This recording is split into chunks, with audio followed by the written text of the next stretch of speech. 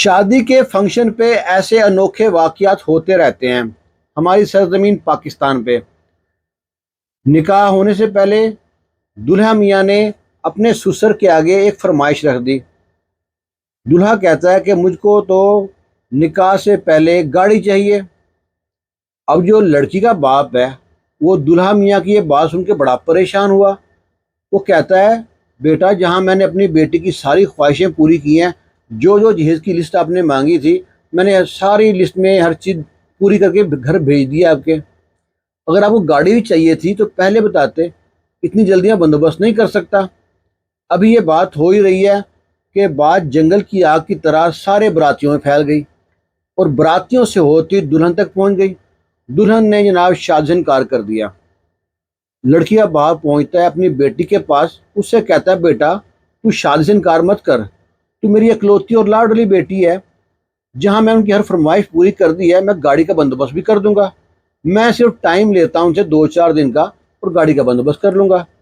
لڑکی کہتی ہے ابا ان کی اتنا منہ کھلا ہوا ہے، کل کو پتہ نہیں کیا کیا ڈیمانڈ کر دیں گے، میں ایسے گھر میں شادی نہیں کروں گی۔ لڑکی کا باپ سمجھاتا ہے اپنی بیٹی کو بیٹا ایسا نہیں کرتے، بڑی بدنامی ہوگی، شریک برادری کے لوگ باتیں کریں گے کہ اکلوتی بیٹی کو یہ فرمائش بھی نہیں پوری کر سکتا تھا، اگر داماد نے مانگ لی ہے گاڑی تو دے دیتا، لوگ طرح طرح کی باتیں کریں گے۔ اپنی بیٹی کو بڑے پیار سے سمجھایا کہ لوگوں کی باتوں میں مت آؤ، میں گاڑی کا بندوبست کر لوں گا۔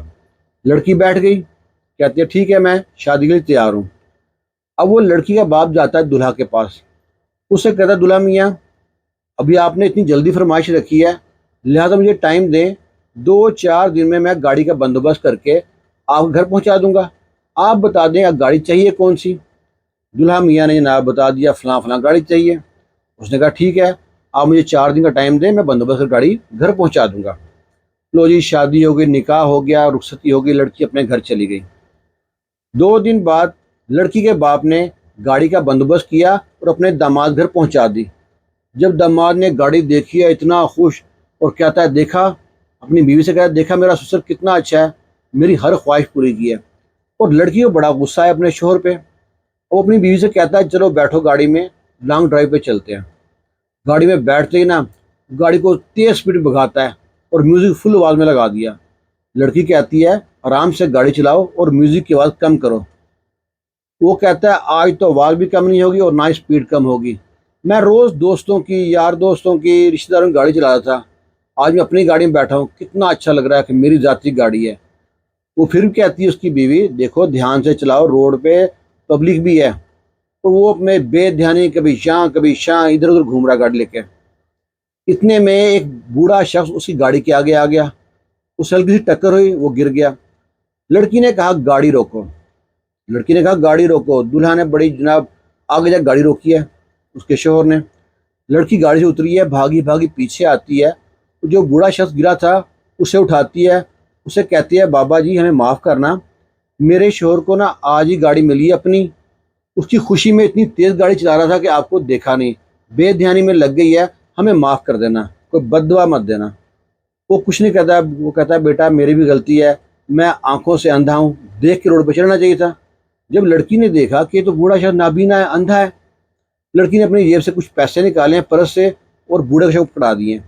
اتنے میں لڑکی کا شوہر تھا، گاڑی سے نکل کے نا اول فول بکتا ہے اس کو نابینا شخص کو، کہتا ہے یہ بھکاری ہیں، ان کو بس بھیک مانگنے کی عادت ہے، روز نئے نئے طریقے ڈھونڈے ہوئے ہیں، گاڑی کے آگے آ جاتے ہیں، گرنے کے بعد چوٹ لگ کے بہانہ بنا کے پیسے بٹورتے ہیں، یہ ہے ہی بھکاری، بھکاری کو تو مر جانا چاہیے۔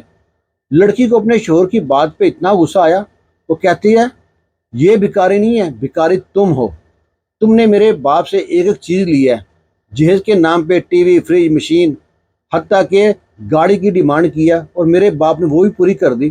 اگر تمہیں صلاحیت تھی، تمہیں دم تھا تو اپنے بل پہ چیزیں خریدتا نا۔ اور جو لڑکے کو یہ تانے ملے ہیں اپنی بیوی کی طرف سے، لڑکا تو شرم سے پانی پانی ہو گیا۔ اسے صحیح یاد آیا کہ واقعی بھکاری وہ نہیں ہے، بھکاری تو میں ہوں۔ تو جب آپ کسی کی بیٹی لے آتے ہیں نا تو بیٹی دے دی، سب کچھ دے دیا، پھر بھی آپ ڈیمانڈ کرتے ہیں یہ بھی لاؤ اور وہ بھی لاؤ۔ ہمارے پاس ایک نیا کانسیپٹ پتہ کیا بنا ہوا ہے کہ یہ تو سنت ہے نا، اور پھر جو صاحب حیثیت جتنا بھی ہو اتنا اپنی بیٹی کو جہیز دے دیں۔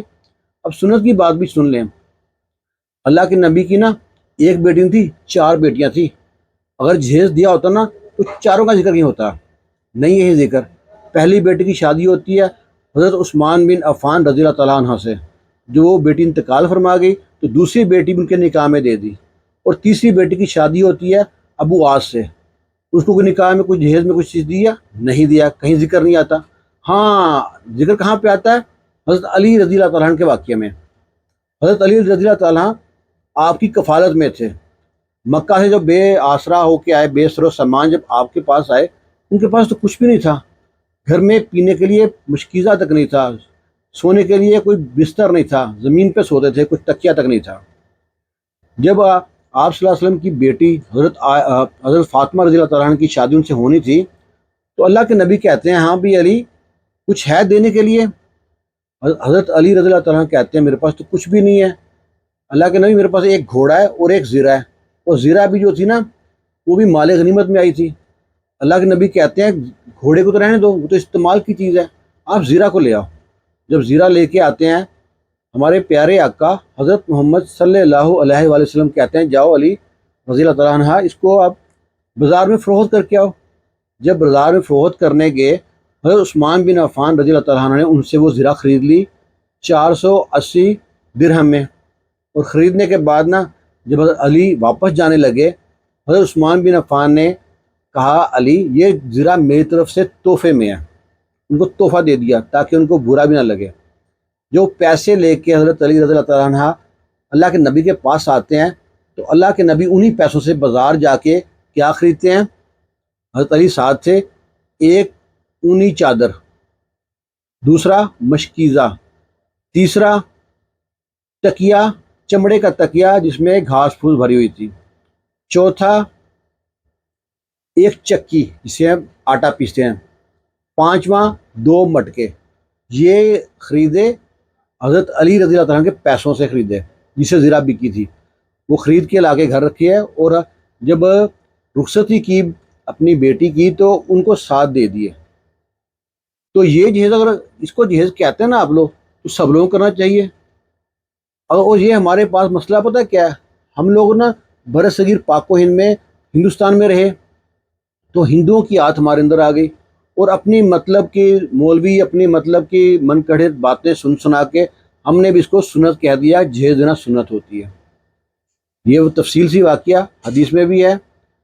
اور آپ اگر ہماری بات، میں تو کوئی عالم مفتی نہیں ہوں، کہیں بھی آپ حدیث میں پڑھیں گے تو آپ کو معلوم پڑ جائے گا.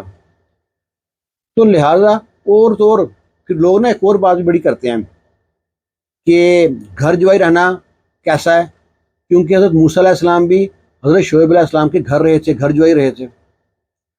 حضرت موسیٰ علیہ السلام بھی جب لٹ پٹ کے وہاں سے آئے تھے ان سے ایک بندہ مر گیا تھا. اور وہ وہاں سے جب ادھر آ گئے مکنا کے علاقے میں تو حضرت شعیب علیہ السلام کی بیٹیوں کو جب انہوں نے پانی کا لیے راستہ ہموار کیا اور پانی لا کے دیا، ان کو اپنے گھر لے گئی. حضرت شعیب علیہ السلام نے گھر رکھا. وہاں پہ ان کی کو بیٹا نہیں تھا کوئی بھی، تو ان کے گھر رہے. پھر وہاں پہ شادی بھی ہوئی ان کی حضرت سارہ سے. اور اس کو لوگ ایک بتاتے ہیں مثال کہ گھر جوائی رہنا بھی بڑا اچھی بات ہے، کیونکہ ہم اللہ کے نبی بھی گھر جوائی رہے تھے حضرت موسیٰ علیہ السلام. لوگ نے اپنے مطلب کی باتیں بڑی دور دور سے نکال کے لاتے ہیں. باقی کوشش کیا کریں اگر آپ صاحب حیثیت ہے نا تو سب کچھ اپنی جیب سے خریدیں. ہمارے پاس تو حق مہر جب لکھوا بھی لیتے ہیں نا یا 3200 یا کیا نام ہے 5000 جتنا بھی بہت کم لکھواتے ہیں حق مہر، اور وہ بھی معاف کرا لیتے ہیں. یہ تو ہمارا حال ہے، ہم مرد وہ بھی جو معاف کرا لیتے ہیں. تو یہ واقعہ یہاں پہ ساتھ جوڑ دیا، اٹیچ کر دیا. امید کرتے ہیں آپ کو اچھا لگا ہوگا. آپ کا کوئی بھی کویشچن ہو نا یہ اس واقعے کے بارے میں آپ کر سکتے ہیں. ہم کوشش کریں گے حدیث کے حوالے دے کے آپ کو یہ بتائیں گے ریفر کر کے کہ یہ حدیث میں یہ واقعہ پیش آیا تھا. خوش رہیں، شاد رہیں، آباد رہیں، دعا میں یاد رکھنا. اللہ حافظ، جمعہ مبارک.